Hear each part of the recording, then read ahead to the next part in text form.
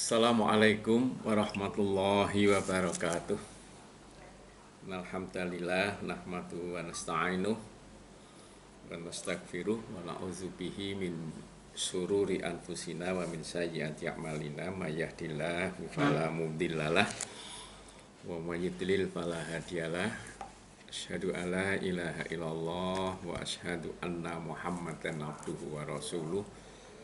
Allahumma sholli ala Muhammad wa ala alihi wa sahbihi ajma'in. Ibu, bapak-bapak, saudara-saudara rahimakumullah.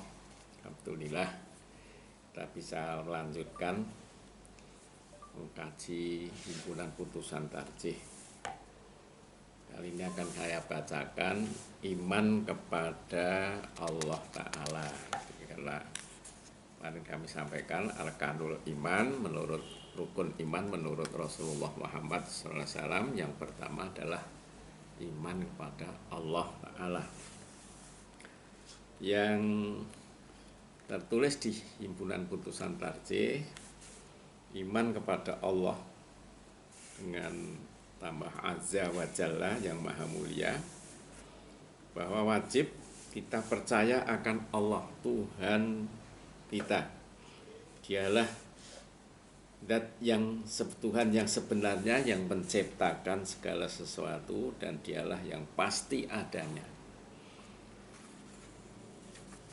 Dan dialah yang pertama tanpa permulaan, dhisik tanpa wiwitan, dan yang dan akhir tapi tanpa penghabisan. Artinya Allah itu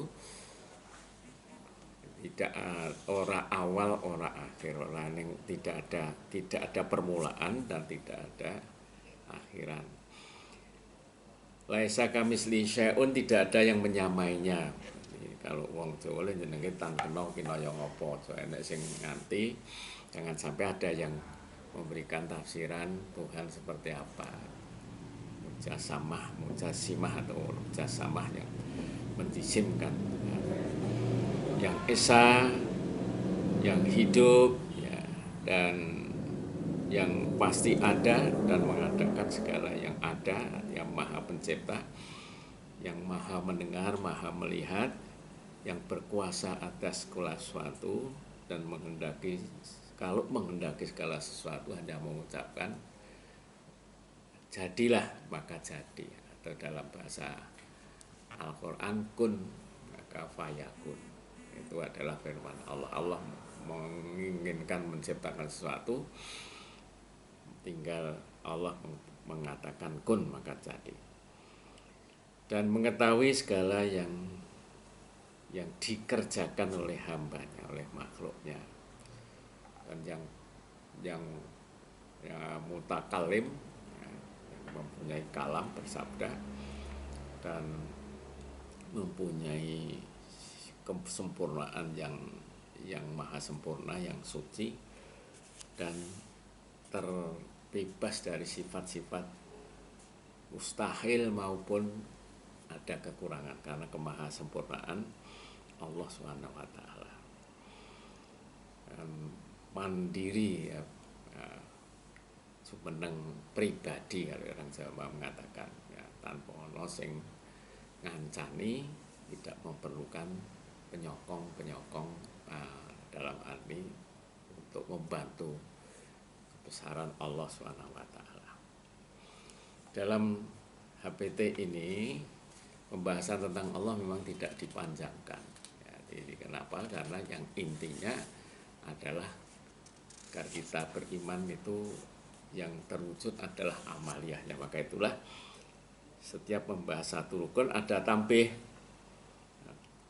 Yang disampaikan tadi sampai pada 15 poin, semuanya berdasar pada ayat-ayat Al-Quran, ya, cuma tidak kami bacakan satu persatu, ayo kesuwen, tapi bisa dilihat di lampiran yang memiliki himpunan putusan tarjih untuk mencocokkan antara qoror keputusan dengan dalil yang ada di lampiran.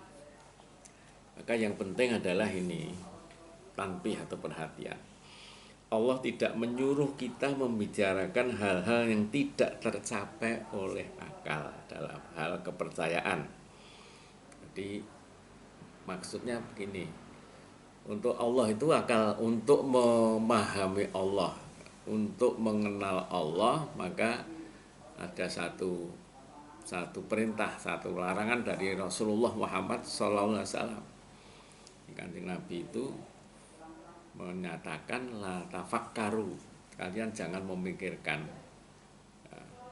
atau kalau dibalik dulu tafakkaru fi khalqillah itu, wala tafakkaru fi dzatih.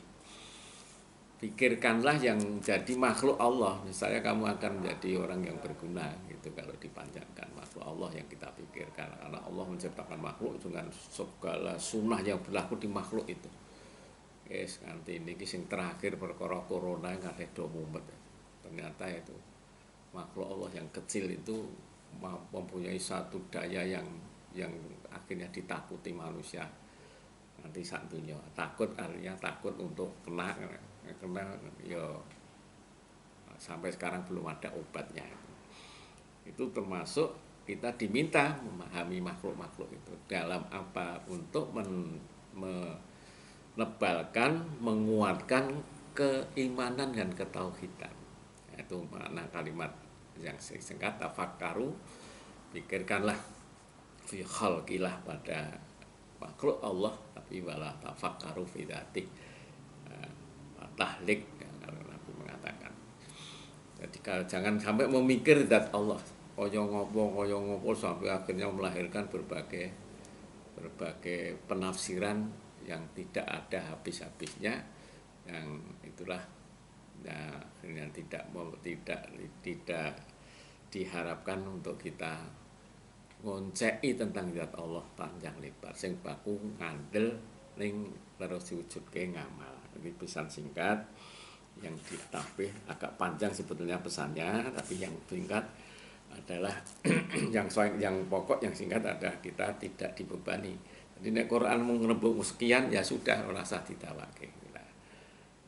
Dan kita mampu untuk menerapkan hikmat ini. Kalau jangan sampai kita memikirkan kayak seperti apa Allah itu. Ya, kata Ibnu Khaldun yang terkenal di dalam kitabnya Muqaddimah pembukaan untuk kitab beliau yang sering disebut ada sosiolog atau sejarah. Beliau mengatakan kalau ada manusia memikirkan Allah, itu yang salah manusianya, karena dia ibaratkan kalau menimbang akal untuk mendengar Allah itu seperti timbangan emas, gunakan timbangan emas tapi untuk nimbang gunung, ini kata Ibnu Khaldun. Arti timbangannya bukan hanya tidak mampu menimbang, ya rusak. Nah, karena kebesaran Allah di luar jangkauan akal manusia. Nek nganti nggunakake akal untuk memikirkan Allah Ta'ala, kebanyakan ada dua ini orang ya, terus kemudian orang mengatakan ngeleng, kalau tidak ya malah menjadi tidak percaya terhadap adanya Tuhan, adanya Allah yang jenenge ateis, atau orang-orang sering menyebut kalau di dalam kelompok orang-orang yang dalam masa dulu itu dikatakan kaum sindik. Kaum sindik adalah kaum yang tidak mempercayai tentang adanya Allah, adanya Tuhan.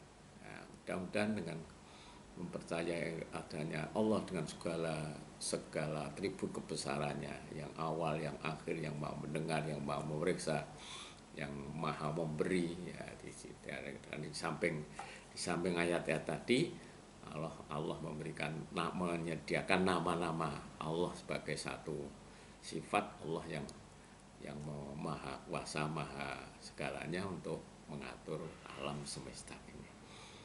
Demikian yang kami sampaikan pada kajian singkat ini. Mudah-mudahan yang singkat ini eneng manfaate, mengkokohkan kita terhadap iman kita terhadap Allah Ta'ala. Jadi wong sing bener-bener muwahhid, muwahhid itu bertauhid tanpa reserve, tidak pakai nganyang-nganyang lagi. Billahi taufik wal hidayah. Wassalamualaikum warahmatullahi wabarakatuh.